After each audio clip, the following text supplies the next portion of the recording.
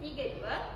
Pensyarah untuk subjek ini adalah Puan Nur Ashikin binti Othman. Ini adalah pengenalan diri saya.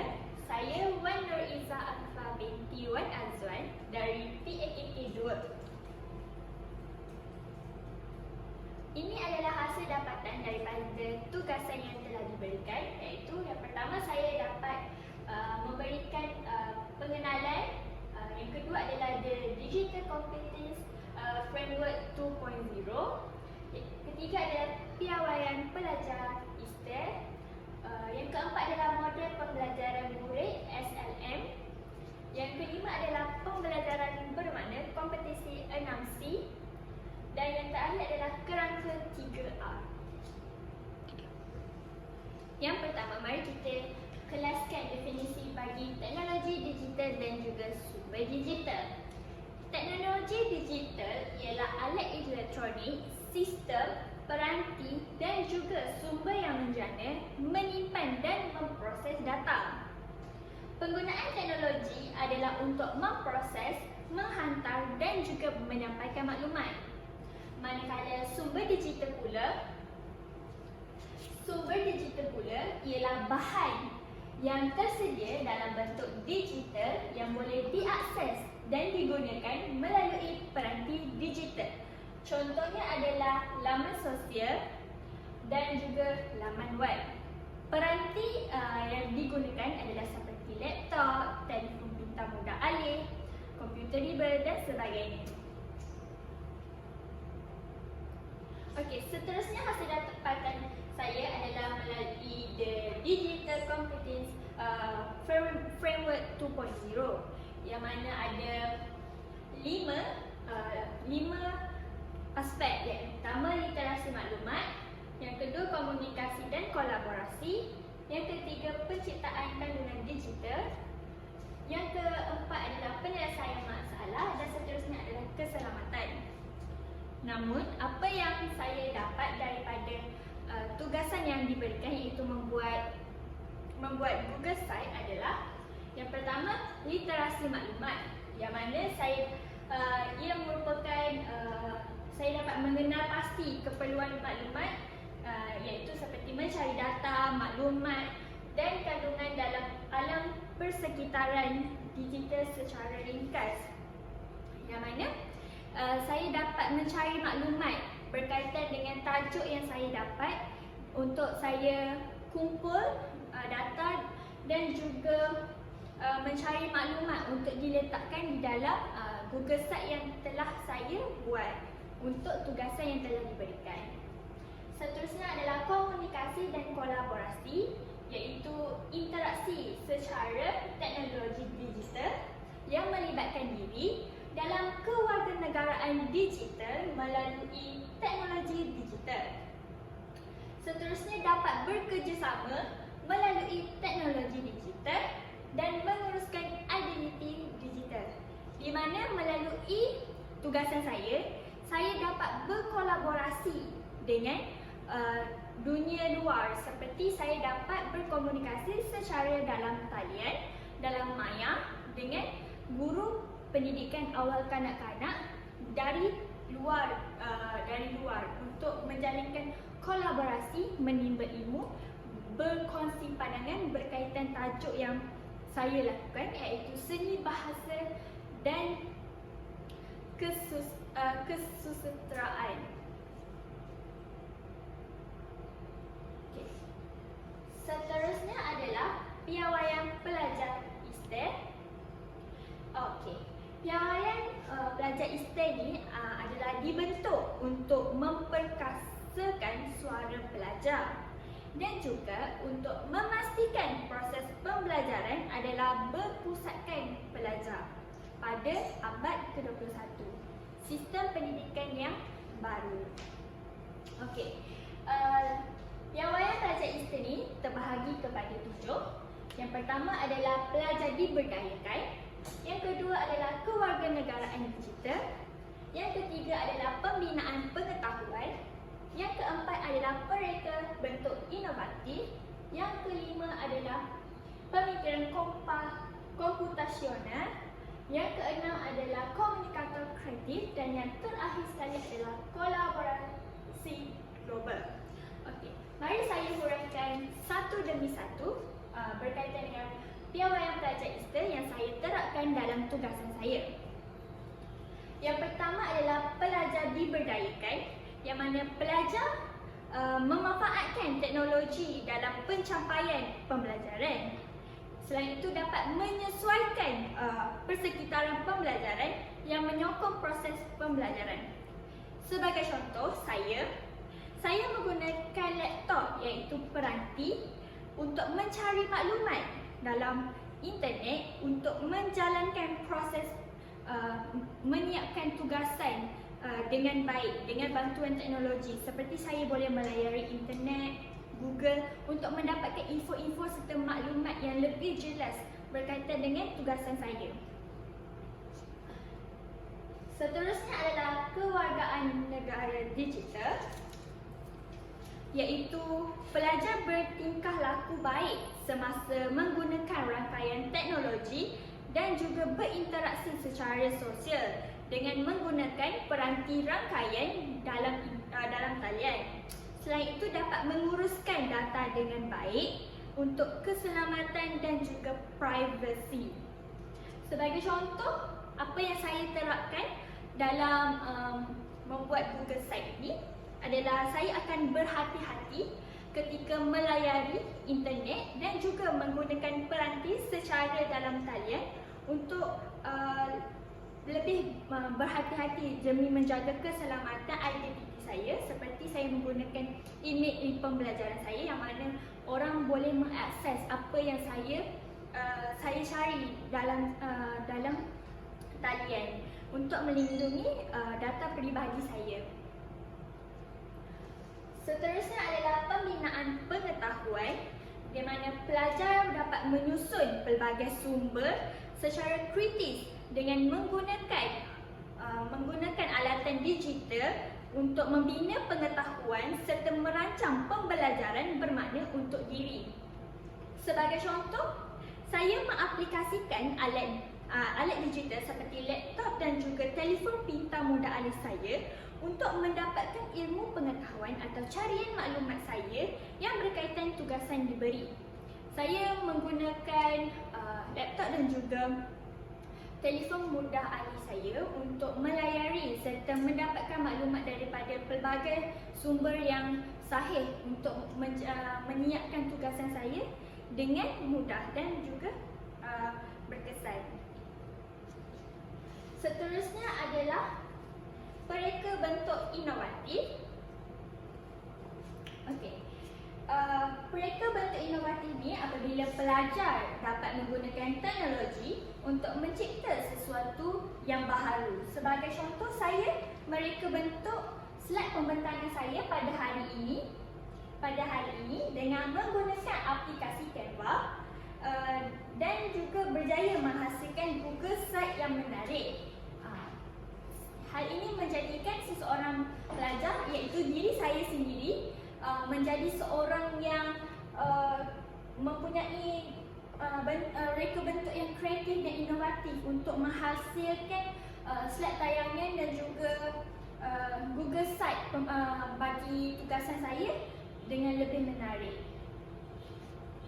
Seterusnya adalah pemikiran komputasional, yang mana pelajar dapat membangun dan menggunakan strategi untuk menyelesaikan sesuatu melalui pemanfaatan digital. Contohnya, apa yang saya terapkan dalam diri saya semasa melakukan tugasan untuk menyiapkan tugasan ini adalah saya mengekstrak sumber maklumat yang penting di dalam internet melalui bantuan alatan digital seperti telefon pintar, mudah alih dan juga laptop untuk menghasilkan Google Site yang menarik serta mengikut perspektif yang telah ditetapkan.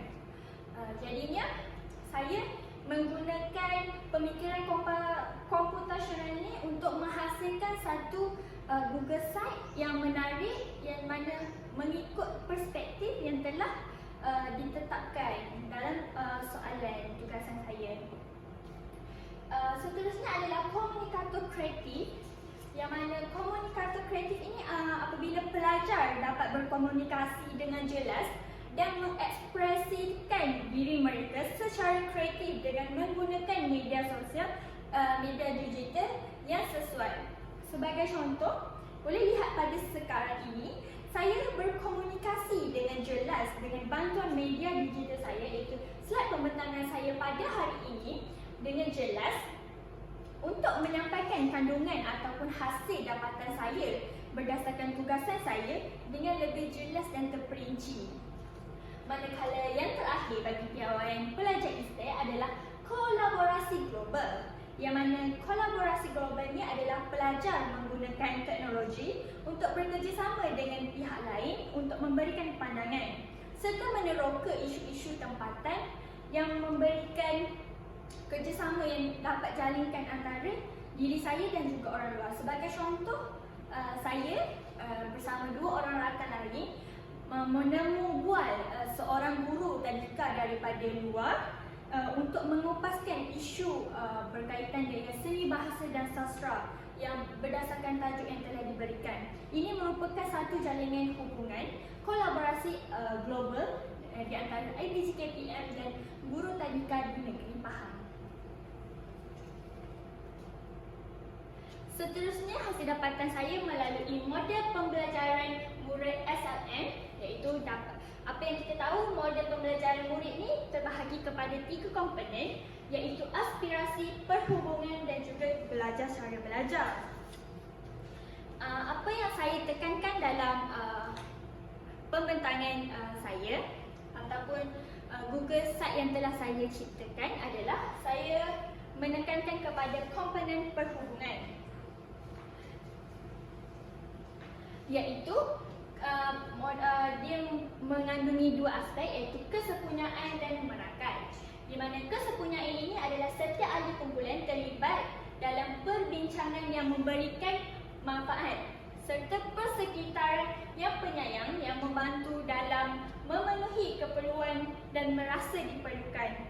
Sebagai contoh, saya bersama ahli kumpulan bersama-sama menyiapkan, turut terlibat dalam menyiapkan tugasan dan juga saling melengkapi antara satu sama lain. Sebagai contoh, kami bersama-sama mencari guru daripada luar untuk sama-sama berkomunikasi dengan kami, menyumbangkan idea. Kami bersama-sama merasai memerlukan saling tolong-menolong untuk menyiapkan tugasan yang diberikan. Seterusnya adalah merangkai, di mana kolaboratif dan fokus untuk meningkatkan kejayaan pembelajaran. Seterusnya membentuk hubungan interpersonal, berupaya bekerjasama dalam kumpulan dan juga menguruskan hubungan kolaborasi dengan berkesan. Yang mana kami, saya dan juga ahli kumpulan dapat jalinkan hubungan daripada pihak luar. Ini adalah salah satu usaha saya dan juga ahli kumpulan untuk berkolaborasi dengan orang luar secara dalam talian. Secara tidak langsung, ini dapat meningkatkan kemahiran interpersonal dalam diri saya untuk cuba berinteraksi dengan orang luar secara dalam talian untuk mendapatkan satu jalinan kolaborasi dalam meningkatkan hasil pembelajaran diri saya. Seterusnya adalah hasil dapatan, yang mana bagi pembelajaran bermakna kompetensi nafsi, iaitu pemikiran kritis, kreativiti, kolaboratif, komunikasi, sasiah dan juga kewarganegaraan. Apa yang saya dapat terangkan, yang mana pemikiran kritis ni apabila saya dapat menghuraikan pembentangan secara kritikal daripada hasil dapatan yang telah saya cari. Kreativiti pula apabila saya dapat memberikan idea serta bertanyakan soalan kepada guru tadika dalam berkaitan dengan sesuatu topik. Bagi kolaborasi pula adalah antara ahli kumpulan yang mana dapat meningkatkan kemahiran interpersonal dan juga saling belajar antara satu sama lain. Komunikasi pula adalah apabila saya pandai berkomunikasi secara dalam talian, maksudnya saya dapat berinteraksi dengan guru tadika daripada luar untuk bertandingkan dan saling berkongsi pendapat. Sasiah pula apabila saya berusaha untuk mencuba sesuatu yang baru dalam meningkatkan hasil pembelajaran saya, di mana dapat dilihat itu nilai kegigihan yang mana saya gigih untuk mencari jalan dalam menyiapkan tugasan sambil berinteraksi secara dalam talian untuk menjalinkan hubungan kolaborasi untuk meningkatkan hasil pembelajaran yang lebih bermakna. Yang terakhir adalah kewarganegaraan yang mana dapat memiliki pemikiran global untuk berkolaborasi dengan guru luar untuk berkaitan dengan pembelajaran serta memberikan pandangan berkaitan dengan tajuk tugasan seni bahasa dan sastra. Manakala yang terakhir adalah kerangka 3R, iaitu penegasan rigor, R berkaitan relevance dan R berhubungan relationship. Bagi rigor adalah alat dan sumber teknologi digital yang digunakan dapat merangsang pembelajaran kritis dan juga kreatif. Sebagai contoh, penggunaan laptop dalam melaksanakan aktiviti pembelajaran. Saya menggunakan laptop untuk melaksanakan aktiviti pembelajaran dengan menyiapkan tugasan. Manakala relevance iaitu alat dan juga sumber teknologi yang digunakan dapat mewujudkan suasana pembelajaran yang relevan dengan kehidupan harian. Sebagai contoh, saya menggunakan laptop untuk melayari internet bagi melaksanakan aktiviti pembelajaran secara berkesan. Manakala penggunaan laptop tadi adalah untuk melayari internet bagi mendapatkan hasil maklumat yang lebih jelas dan juga terperinci. Itu adalah relevan. Lepas tu, yang terakhir adalah relationship, perhubungan, di mana alat dan sumber teknologi yang digunakan untuk mengeratkan hubungan guru dan pelajar sebagai rakan pembelajaran. Sebagai contoh, saya berhubung dengan rakan pembelajaran secara dalam talian seperti membuat Google Meet secara dalam talian dengan guru tadika di negeri Pahang. Ini adalah hubungan di antara pelajar dan juga rakan pembelajaran secara maya.